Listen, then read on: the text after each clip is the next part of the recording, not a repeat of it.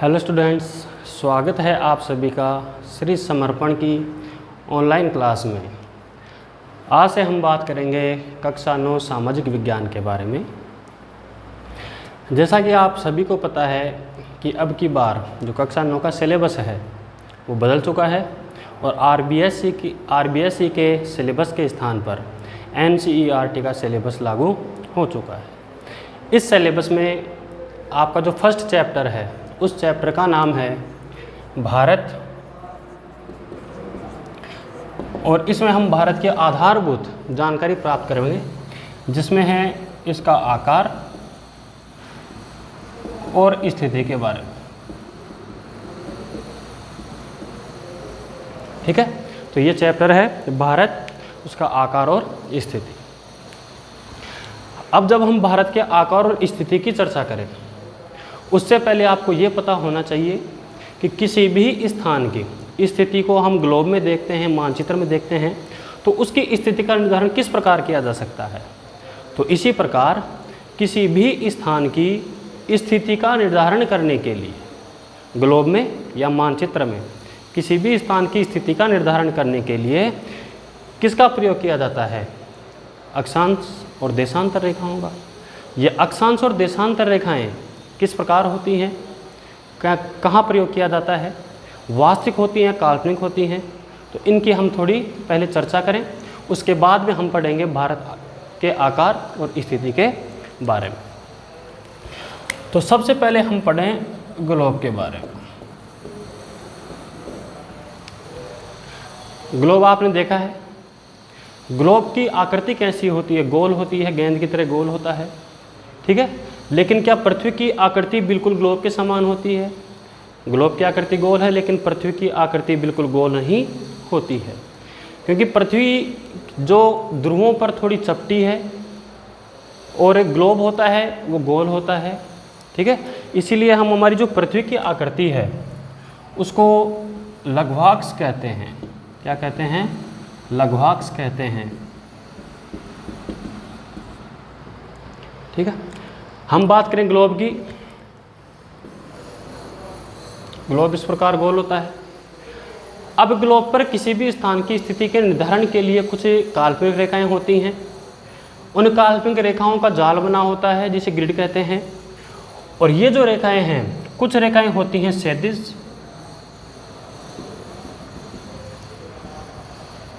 और कुछ रेखाएं होती हैं ऊर्ध्वाधर।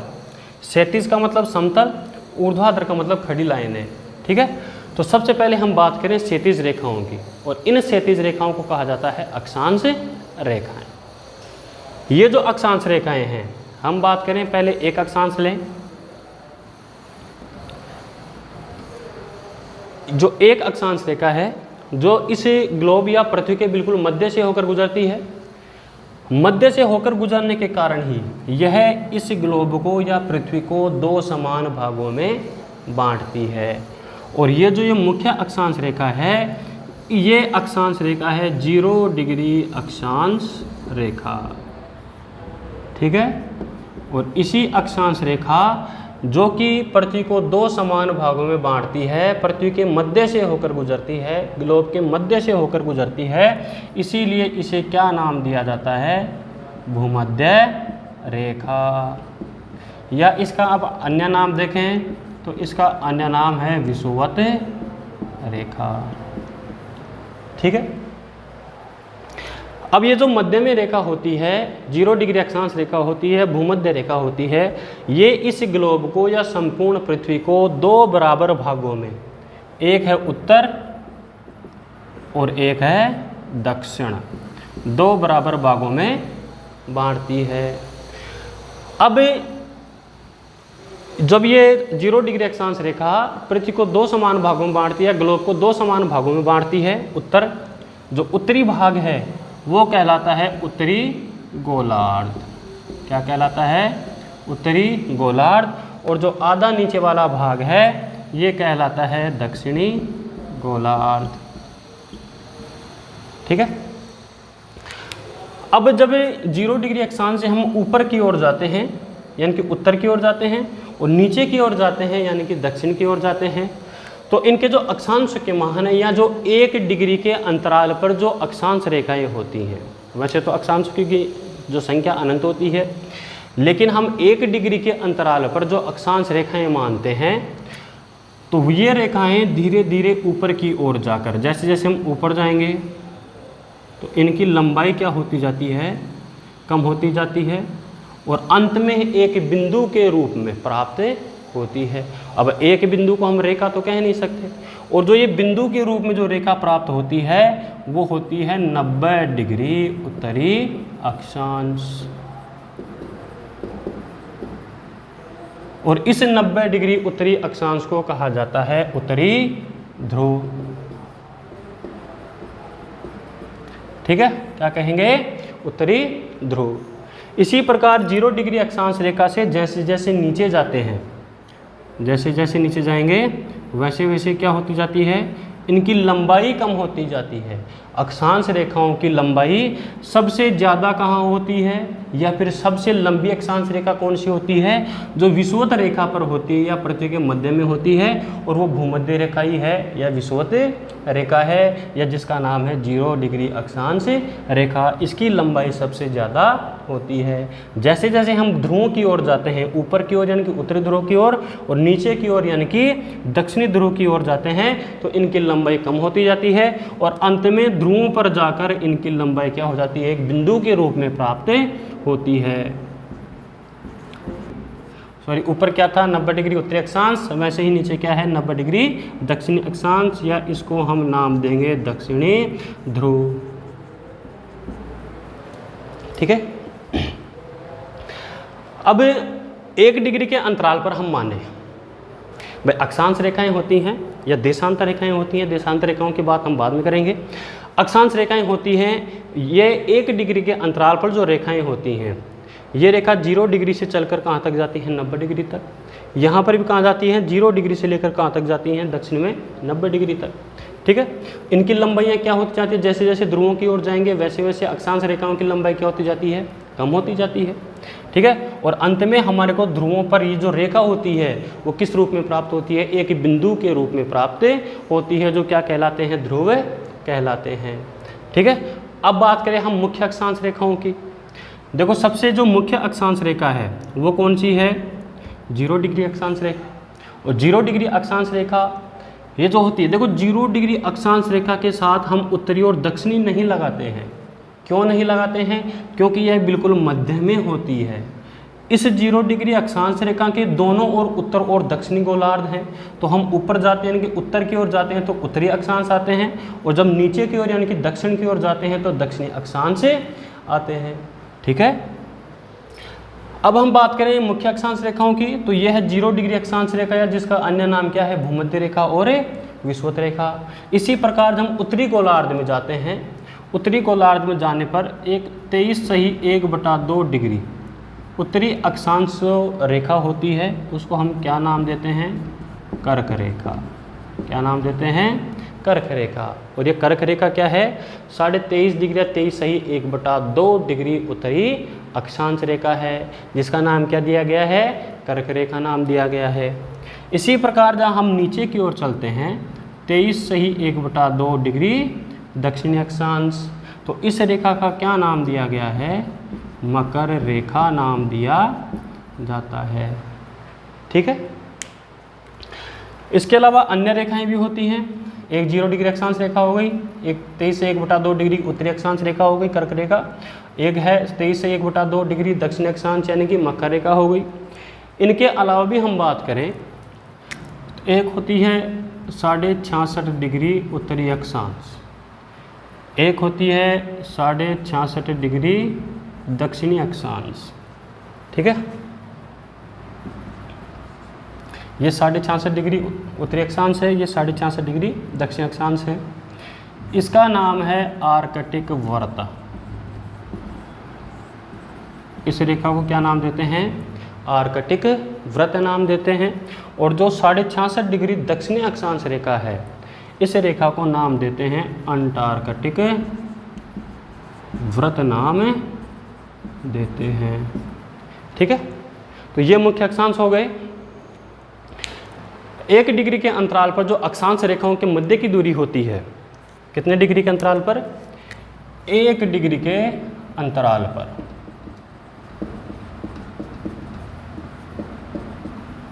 इनके मध्य की दूरी कितनी होती है? 111 किलोमीटर होती है। 1 डिग्री के अंतराल पर जो अक्षांश रेखाओं के मध्य की दूरी है कितना होता है? 111 किलोमीटर होता है। जैसे मैं 0 डिग्री से लेकर 1 डिग्री तक चलूँ, 0 डिग्री से 1 डिग्री तक 1 डिग्री का अंतराल आ गया, 1 डिग्री से 2 डिग्री तक 1 डिग्री का अंतराल आ गया, तो उनके मध्य की दूरी कितनी होती है? 111 किलोमीटर होती है। ठीक है। अब हम बात करें देशांतर रेखाओं की। किन की बात करें? देशांतर रेखाओं की। तो ये तो थी क्या? अक्षांश रेखाएं। और अक्षांश रेखाओं के बारे में आपको पता है कि जैसे जैसे भूमध्य रेखा से दूर जाते हैं या ध्रुव की ओर जाते हैं तो अक्षांश रेखाओं के बीच की दूरी कम नहीं होती है, बीच की दूरी लगभग समान होती है। ठीक है। जबकि लंबाई क्या होती जाती है? कम होती जाती है। इसी प्रकार जो ऊर्ध्वाधर रेखाएं होती हैं, ऊर्ध्वाधर का मतलब जो खड़ी लाइन होती है ऊपर से नीचे की ओर होती हैं,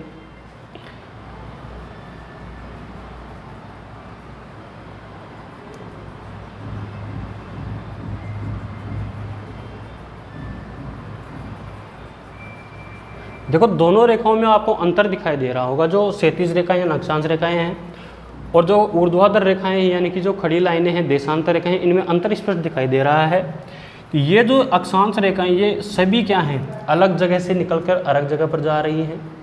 जबकि देशांतर रेखाएं क्या होती हैं? एक ध्रुव से निकलती हैं और दूसरे ध्रुव में जाके मिल जाती हैं। एक ध्रुव से निकलती हैं और दूसरे ध्रुव में जाके मिल जाती हैं। यानी कि देशांतर रेखाएं, सभी देशांतर रेखाएं दोनों ध्रुवों को मिलाती हुई प्रतीत होती हैं। ठीक है। एक ध्रुव से निकलती हैं और दूसरे ध्रुव में जाकर मिले जाती हैं। इसका मतलब ये हुआ जैसे आप ये माने,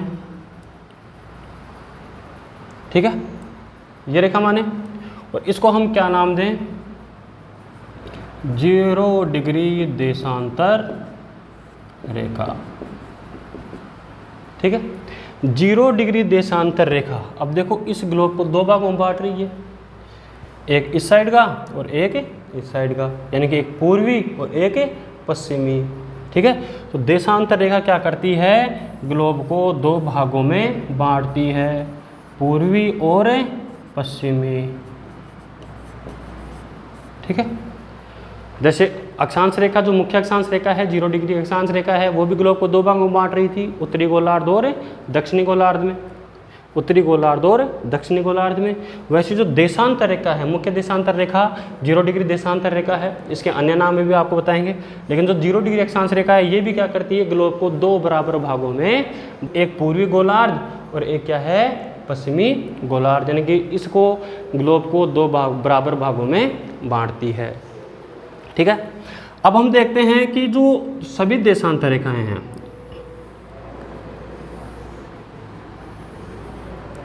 सभी देशांतर रेखाएं क्या होती हैं कि एक ध्रुव से निकलकर दूसरे ध्रुव में मिल जाती हैं, या फिर दोनों ध्रुवों से आपस में, यानी कि एक ध्रुव से निकलती हैं और दूसरे ध्रुव में जाके मिल जाती हैं।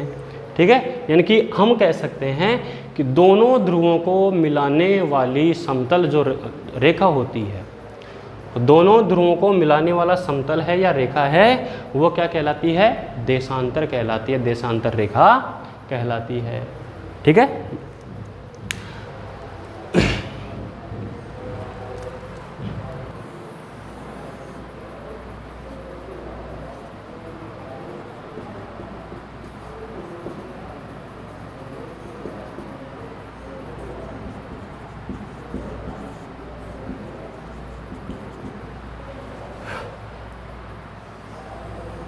ये क्या है? 0 डिग्री देशांतर रेखा है।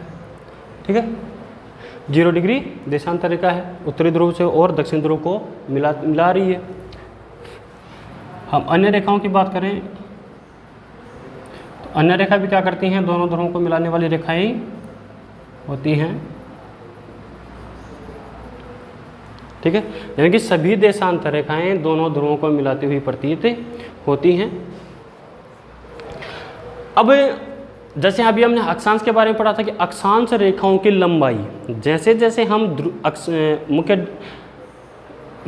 भूमध्य रेखा से ध्रुवों की ओर जाते हैं तो उनकी लंबाई कम होती जाती है, और ध्रुवों पर जाकर अंत में उनकी लंबाई क्या हो जाती है, एक बिंदु के रूप में लंबाई शून्य हो जाती है। जबकि देशांतर रेखा के साथ ऐसा नहीं होता है। सभी देशांतर रेखाओं की लंबाई समान होती है। और समान क्यों होती है? क्योंकि वो सभी देशांतर रेखाएं दोनों ध्रुवों को मिलाती हैं। सभी देशांतर रेखाएं किसको मिलाती हैं? ध्रुवों को मिलाती हैं। ठीक है। अब जो रेखा यहाँ से निकलेगी यहाँ जाएगी, किधर से भी मान लो, तो वो क्या अलग अलग लंबाई की होगी? अलग अलग लंबाई की नहीं होगी। ठीक है, क्योंकि सभी समान लंबाई की होती हैं। रही देशांतर रेखाओं के बीच की दूरी की बात, जैसे अक्षांश रेखाओं के बीच की दूरी 111 किलोमीटर बताइए आपको, वैसे ही बात करें अपन किसकी? देशांतर रेखाओं के बीच की दूरी। अब ये अलग अलग होती है। अलग अलग कैसे? अगर भूमध्य रेखा पर देखें तो इसकी जो बीच की दूरी है सबसे ज़्यादा होती है। बीच की दूरी सबसे ज़्यादा होती है। जैसे जैसे ध्रुवों की ओर जाते हैं, जैसे जैसे ध्रुवों की ओर जाते हैं तो इनकी बीच की दूरी, लंबाई कम नहीं होती है, बीच की दूरी कम होती जाती है। और ध्रुवों पर सभी देशांतर रेखाएं एक बिंदु पर जाकर मिल जाती हैं। ठीक है, तो ये देशांतर रेखाएं हैं, ये 0 डिग्री देशांतर रेखाएं हैं। अब देखो 0 डिग्री देशांतर रेखा है,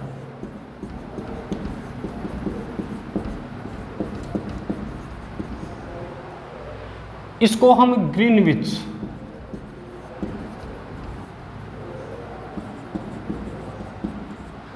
रेखा या प्रधान यामयोत्तर रेखा भी कहते हैं। क्या कहते हैं? इसको ग्रीनविच रेखा या प्रधान यामयोत्तर रेखा भी कहते हैं। ठीक है। अब इसका मुख्य कार्य क्या है? देशांतर जो 0 डिग्री देशांतर है या फिर ग्रीनविच रेखा है, प्रधान यामयोत्तर रेखा है, इसका मुख्य कार्य क्या है? इसका मुख्य कार्य ये है कि जो सभी अलग अलग देश हैं, अलग अलग देशों में जो उनका जो समय एक तो होता है स्थानीय समय होता है, एक मानक समय होता है। ठीक है, तो स्थानीय समय को निर्धारित करने में इसका योग सबसे महत्वपूर्ण कार्य क्या है कि जो प्रधान यामयोत्तर रेखा है, ग्रीनविच रेखा है, इसी के आधार पर विश्व के सभी देशों का मानक समय और स्थानीय समय का निर्धारण किया जाता है। जबकि अक्षांश रेखाएं और देशांतर रेखाएं दोनों की सहायता से, देखो जब दोनों रेखाएं खींची जाती हैं तो आपस में क्या बन जाता है? जाल बन जाता है। और इसी जाल के आधार पर हम ग्लोब पर किसी भी देश या किसी भी स्थान की स्थिति का निर्धारण कर सकते हैं। ठीक है, तो इस देशांतर रेखा के दो कार्य हो गए। एक तो मुख्य देशांतर रेखा या प्रधान यामयोत्तर रेखा है, उसका मुख्य कार्य क्या है कि विश्व के सभी स्थानों पर मानक समय और स्थानीय समय का निर्धारण करने में इसकी सहायता मिलती है। भाई जो देश इसके पूर्व में है, ठीक है, उनका समय क्या होता है? आगे होता है। और जो देश इसके पश्चिम में है उनका समय क्या होता है? यहाँ के समय से पीछे होता है। ठीक है, जैसे हमारा देश है, हमारे देश की जो मानक रेखा है, हमारे देश की जो मानक रेखा है वो कितनी है? 82.1/2 पूर्वी देशांतर है। ठीक है, अब आपको पता है कि सूर्य 1 डिग्री देशांतर को, किसको? 1 डिग्री देशांतर को पार करने में 4 मिनट का समय लेता है। कितना समय लेता है? 4 मिनट का समय लेता है। तो 82.5 डिग्री हम ये माने कि लगभग, अगर भारत की स्थिति यहाँ माने, ये सूर्य पूर्व से उदय होता है, तो पहले जो प्रातः काल यानी कि सुबह होगी कहाँ पर? भारत में होगी। उसके बाद में कहाँ होगी? ग्रीनविच रेखा पर होगी। और उसके बाद में कहाँ होगी? पश्चिमी गोलार्ध में होगी। ठीक है, इसका मतलब क्या है कि हमारा भारत का जो मानक समय है वो GMT यानी कि जो ग्रीनविच मीन टाइम है या प्रधान यामयोत्तर रेखा पर जो समय होता है उससे क्या है? आगे है। अब आगे कितना है? जब 82.5 डिग्री, मैंने अभी आपको बताया कि 1 डिग्री को पार करने में सूर्य 4 मिनट का समय लेता है, तो 82.5 डिग्री को पार करने में सूर्य के द्वारा जो समय लिया जाता है वो समय कितना होता है? 5.5 घंटे होता है। ठीक है, तो जो मानक समय होता है, भारत का मानक समय होता है, वो क्या होता है? जो प्रधान यामी उत्तर रेखा ग्रीनविच जो GMT समय होता है उसे 5.5 घंटे क्या होता है? आगे होता है। ठीक है, तो ये बात थी अक्षांश रेखाओं की, देशांतर रेखाओं की। बात यह है कि अक्षांश रेखाओं और देशांतर रेखाओं के सहायता से ही हम किसी भी स्थान की स्थिति का निर्धारण कर सकते हैं। ठीक है, इसी प्रकार हम हमारे भारत की स्थिति की बात करें।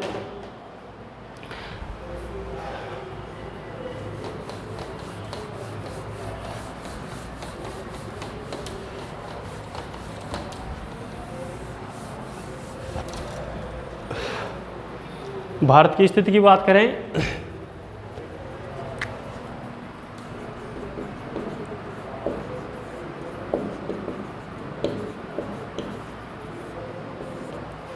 यानी कि जो हमारा भारत का भूभाग है वो किन देशांतरों के मध्य, किन अक्षांशों के मध्य स्थित है। ठीक है, इसकी लंबाई चौड़ाई क्या है, क्षेत्रफल क्या है, ये सभी हम किस में जानेंगे? भारत के आकार और स्थिति के में जानेंगे। ठीक है, तो सबसे पहले हम बात करें भारत की स्थिति की, यानी इसके अक्षांशीय और देशांतरीय विस्तार के बारे में। माना कि ये भारत है। ठीक है,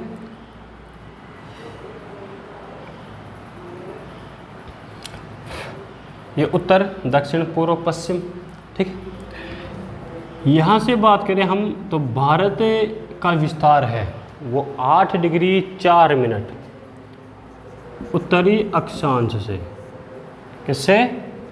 उत्तरी अक्षांश से 37 डिग्री 6 मिनट उत्तरी अक्षांश तक है। कहाँ से है? 8 डिग्री 4 मिनट उत्तरी अक्षांश से 37 डिग्री 6 मिनट उत्तरी अक्षांश तक भारत का विस्तार है। ये अक्षांशीय विस्तार है। अब हम बात करें देशांतरीय विस्तार की तो यह है 68 डिग्री 60 मिनट पूर्वी देशांतर से 97 डिग्री 25 मिनट पूर्वी देशांतर के मध्य भारत फैला हुआ है या स्थित है। ठीक है, तो अब देखो हमने किसके बारे में पढ़ा? अक्षांश और देशांतर। ठीक है, अभी आपको बताया था कि अक्षांश और देशांतर रेखाओं का प्रयोग किसके लिए किया जाता है? किसी भी स्थान की स्थिति का निर्धारण करने के लिए किया जाता है। अगर हमको पता है अक्षांश रेखाओं का, देशांतर रेखाओं का, हम तुरंत क्या कर सकते हैं? ग्लोब पर भारत की स्थिति को देख सकते हैं। ठीक है भाई, हमारे को पता है कि भारत की स्थिति 8 डिग्री 4 मिनट उत्तरी अक्षांश से 37 डिग्री 6 मिनट उत्तरी अक्षांश तक है और 68 डिग्री 7 मिनट पूर्वी देशांतर से 97 डिग्री 25 मिनट पूर्वी देशांतर तक फैला हुआ है। ठीक है, यह है भारत की अक्षांशीय और देशांतरीय स्थिति। ठीक है, इसके साथ साथ देखो 8 डिग्री से ऊपर की ओर चलते हैं। ये भी उत्तरी अक्षांश है, ये भी उत्तरी अक्षांश है, ये पूर्वी देशांतर है। अब उत्तरी अक्षांश और पूर्वी देशांतर से हमें एक बात और पता चलती है कि हमारे भारत की स्थिति ग्लोब पर कौन से गोलार्ध में स्थित है? उत्तरी पूर्वी गोलार्ध में स्थित है। ठीक है, मैंने अभी आपको बताया था कि अक्षांशीय जो रेखाएं होती हैं, जो मुख्य अक्षांश रेखा है 0 डिग्री अक्षांश रेखा है, वो ग्लोब को 2 बराबर भागों में विभक्त करती है, 2 गोलार्धों में बांटती है, उत्तरी गोलार्ध और दक्षिणी गोलार्ध। ठीक है, तो उस हिसाब से भारत कौन से गोलार्ध में है? उत्तरी गोलार्ध में। और जो मुख्य देशांतर रेखा है 0 डिग्री देशांतर रेखा है, ये ग्लोब को 2 भागों में बांटती है, पूर्वी गोलार्ध और पश्चिमी गोलार्ध में। तो इस हिसाब से भारत कौन से गोलार्ध में स्थित है? पूर्वी गोलार्ध में स्थित है। इसीलिए विश्व के मानचित्र पर हम अगर भारत की स्थिति देखें तो ये कौन से गोलार्ध में है? उत्तरी पूर्वी गोलार्ध में स्थित है। ठीक है,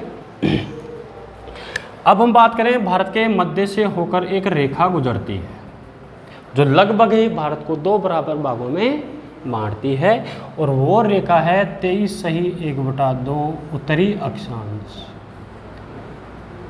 इस रेखा के बारे में भी आपने पढ़ा है। इस रेखा का नाम क्या है? ये रेखा है कर्क रेखा। ठीक है, ये रेखा कौन सी है? कर्क रेखा। और कर्क रेखा भारत को लगभग 2 बराबर भागों में बांटती है, यानी कि भारत के लगभग मध्य से होकर गुजरती है। ठीक है। अब भारत की स्थिति अपन देखें, ये भारत की स्थिति है, ये अक्षांश और देशांतरीय विस्तार हो गया।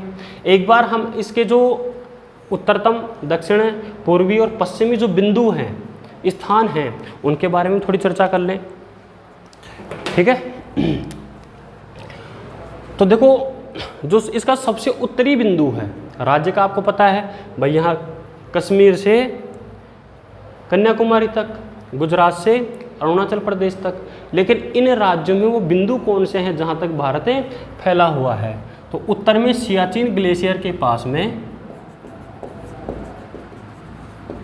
जो सियाचिन ग्लेशियर है उसके पास में है इंदिरा कोल। कौन सा स्थान है? इंदिरा कोल है नाम से स्थान है। ये भारत का उत्तरतम बिंदु माना जाता है। ठीक है।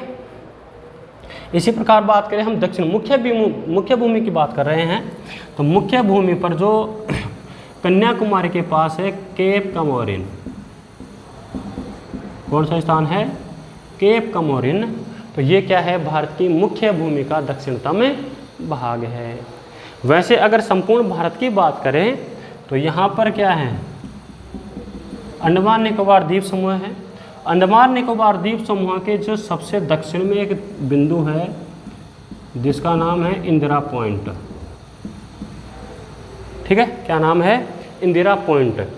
ये पॉइंट पहले क्या था? भारत का सबसे दक्षिणी बिंदु था। लेकिन जब 2004 में समुद्र की हलचल के कारण जो सुनामी आई थी, उसी सुनामी में, कब? 2004 की सुनामी में ये जो बिंदु है, ये द्वीप है, ये क्या हो गया था? जलमग्न हो गया था। तो हम बात कर रहे हैं मुख्य भूमि की। तो मुख्य भूमि का दक्षिणतम बिंदु कौन सा है? केप कमोरिन है। अगर हम बात करें ये पूर्वी, ठीक है भाई, दिशा की बात करें तो ये कौन सी दिशा है? ये पूर्व है। और ये क्या है? पश्चिम है। ठीक है। ये कौन सी दिशा है? उत्तर है। और ये कौन सी दिशा है? दक्षिण है। ठीक है। तो इसका जो सबसे पश्चिमी जो बिंदु है, ये सबसे पश्चिमी बिंदु गुजरात के कच्छ जिले में, कौन से जिले में? गुजरात के कच्छ जिले में सरक्रीक के नाम से है। किस नाम से है? सरक्रीक के नाम से है। ये बिंदु है, ये किस नाम से है? गुजरात के कच्छ जिले में सरक्रीक के नाम से है। अब हम बात करें पूर्वी बिंदु की। पूर्वी बिंदु की अगर बात करें तो ये अरुणाचल प्रदेश के,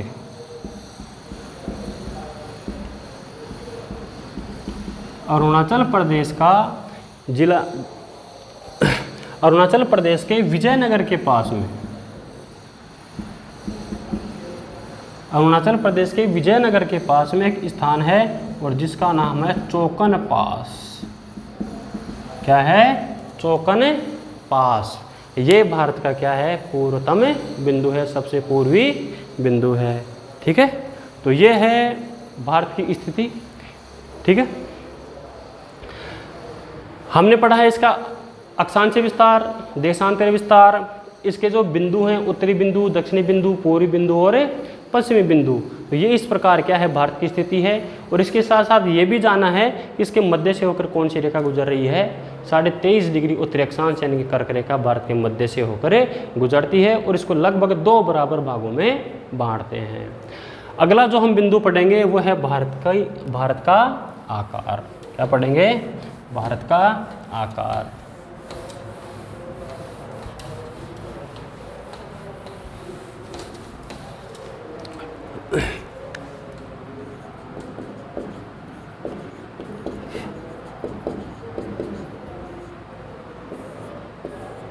ठीक है।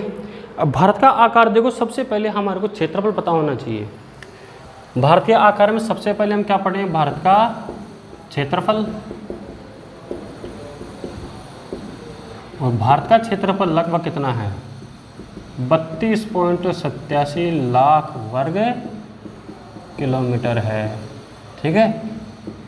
ये राउंड फिगर में अगर हम पूरा लिखें, 32,87,263 वर्ग किलोमीटर। ठीक है, आई बात समझ में। और इस क्षेत्रफल के आधार पर भारत का जो स्थान है वो विश्व में कौन सा स्थान है? विश्व में भारत का क्षेत्रफल के आधार पर कौन सा स्थान है? 7वां स्थान है। कौन सा स्थान है? 7वां स्थान है। अगर हम बात करें तो फिर पहले 6 स्थान कौन कौन से देश के हैं? तो आपको पता होगा कि जो सबसे पहला जो सबसे बड़ा देश है वो रूस है। ठीक है, फिर कनाडा है। कनाडा के बाद में जो नंबर आता है वो यूएसए का आता है, यानी संयुक्त राज्य अमेरिका का आता है। ठीक है, फिर जो नंबर आता है वो चीन का आता है। ये पहला स्थान, दूसरा स्थान, तीसरा स्थान, चौथा स्थान किसका हो गया? चीन का हो गया। उसके बाद में जो स्थान आता है वो आता है ब्राज़ील का आता है। ठीक है, और ब्राज़ील के बाद में जो स्थान आता है वो आता है ऑस्ट्रेलिया का आता है। और इसके बाद में जो स्थान आता है वो किसका आता है? भारत का आता है। ठीक है, तो इस आधार पर हम इनका क्रम याद रख सकते हैं। सबसे बड़ा है रूस, कनाडा, अमेरिका, चीन, ब्राज़ील, ऑस्ट्रेलिया। और 7वें स्थान पर क्षेत्रफल के अनुसार 7वें स्थान पर कौन है? भारत है। अगर जनसंख्या की बात करें, जनसंख्या के आधार पर सबसे बड़ा देश कौन सा है? चीन है। और चीन के बाद में भारत का स्थान कौन सा है? दूसरा है। ठीक है, तो ये तो बात किसकी हो गई? क्षेत्रफल की। ठीक है, भारत के आकार की बात करें तो इसकी लंबाई चौड़ाई की सबसे पहले बात करते हैं। तो ये उत्तर है, ये दक्षिण है, ये पूर्व है और ये पश्चिम है। ठीक है, उत्तर से दक्षिण की लंबाई की बात करें और पूर्व से पश्चिम की चौड़ाई की बात करें तो उत्तर से दक्षिण की जो लंबाई है ये 3,214 किलोमीटर है। यानी कि कश्मीर से लेकर कन्याकुमारी तक की जो सीधी लंबाई है ये कितनी है? 3,214 किलोमीटर है। तथा पूर्व से पश्चिम की जो चौड़ाई है वो कितनी है? 2,933 किलोमीटर है। कितनी है? 2,933 किलोमीटर है। ठीक है, इसके साथ ही हम बात करें भारत के आकार में इसकी स्थलीय सीमाएं हैं, जलीय सीमाएं हैं, क्योंकि भारत के 3 ओर क्या है? समुद्र है, पानी भरा है। ठीक है, अब भारत के उत्तर में, भारत के उत्तर और उत्तर पूर्व में विश्व की जो नवीनतम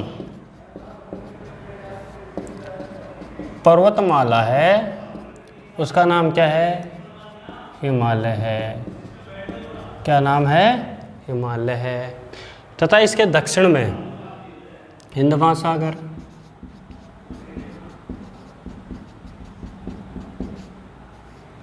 ठीक है, बंगाल की खाड़ी,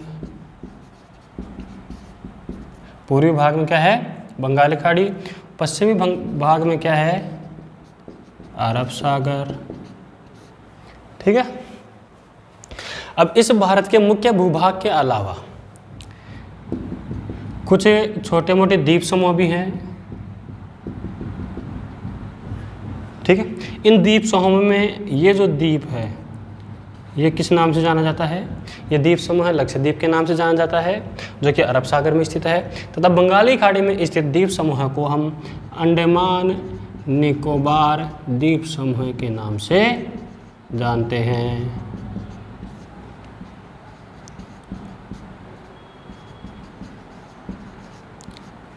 ठीक है, अब बात करें हम इसकी स्थलीय सीमा और जलीय सीमा की। तो भारत की जो स्थलीय सीमा है क्या है? भारत की स्थलीय सीमा, भारत की स्थलीय सीमा की लंबाई है 15,200 किलोमीटर। कितनी है? 15,200 किलोमीटर। जबकि जलीय सीमा की बात करें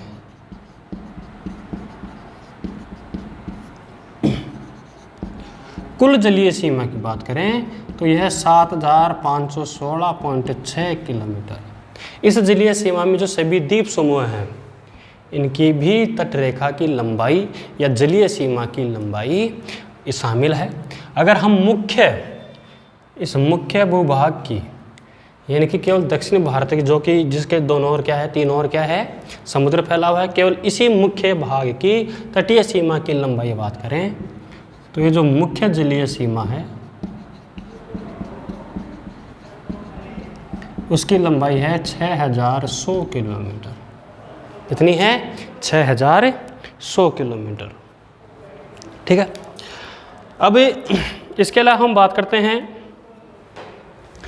चूँकि भारत की चौड़ाई, भाई सूर्योदय होता है पूर्व से, सूर्यास्त होता है पश्चिम में, तो अब इतनी चौड़ी ये लंबाई है, इतनी ज़्यादा जो चौड़ाई है, ये चौड़ाई 2933 किलोमीटर है।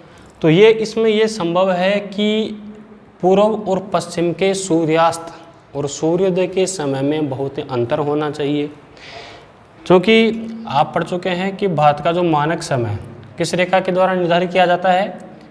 82 पूर्वी देशांतर के द्वारा। ये क्या है? भारत की मानक रेखा है जिसके द्वारा भारत का स्थानीय समय क्या किया जाता है? निर्धारित किया जाता है।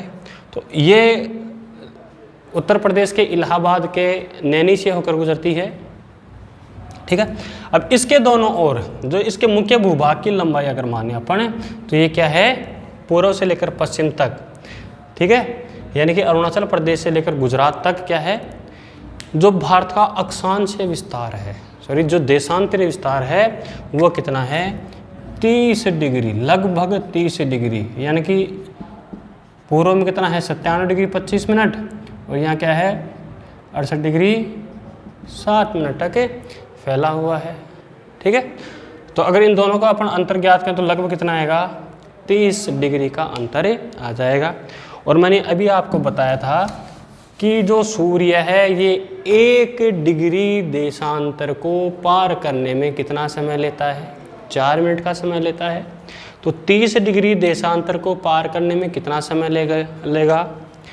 30 × 4 = 120 मिनट। कितना समय लेगा? 120 मिनट, यानी कि लगभग 2 घंटे। कितना समय लेता है? 2 घंटे का समय लेता है।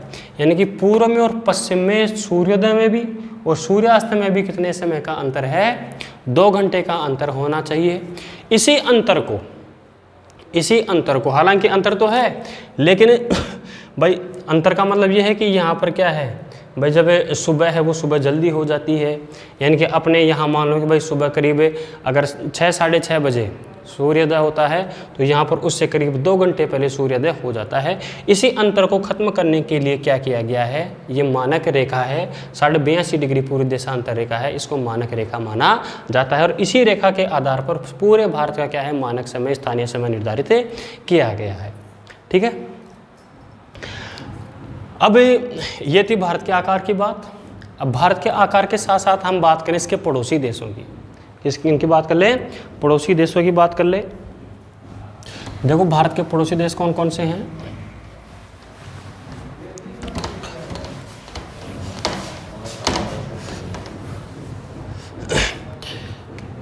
भारत के पड़ोसी देशों की बात करें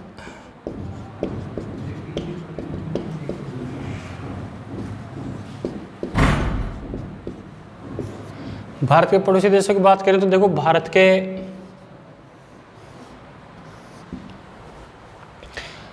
का जो सबसे निकटतम पड़ोसी है कि पाकिस्तान,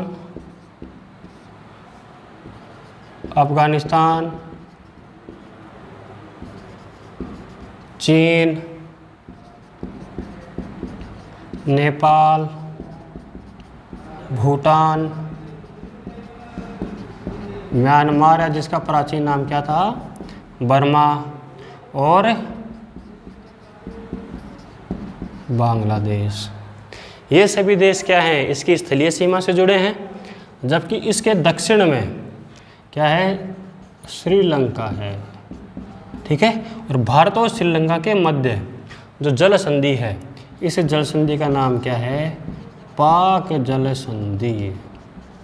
ठीक है। और इन दोनों के मध्य में जो ऐसा माना जाता है कि वहाँ पर आदम पुल है, जो कि रामायण कालीन माना जाता है। ठीक है, तो ये हैं भारत के पड़ोसी देश। अब भारत की विश्व के संदर्भ में हम स्थिति की बात करें तो भारत एशिया महाद्वीप में स्थित है। यह एशिया महाद्वीप के दक्षिण पूर्वी भाग में स्थित है। ठीक है, और भारत अपनी प्राचीन महान संस्कृति के कारण अभी भी क्या है कि अपनी निरंतरता को बनाए हुए है और धीरे धीरे विश्व में अपनी सफलता का परचम फहरा रहा है। तो इस प्रकार हम पढ़ चुके हैं भारत के आकार और स्थिति के बारे में, इसके क्षेत्रफल के बारे में, ग्लोब पर स्थिति के बारे में, तथा कुछ जानकारी कर चुके हैं ग्लोब की। ठीक है, तो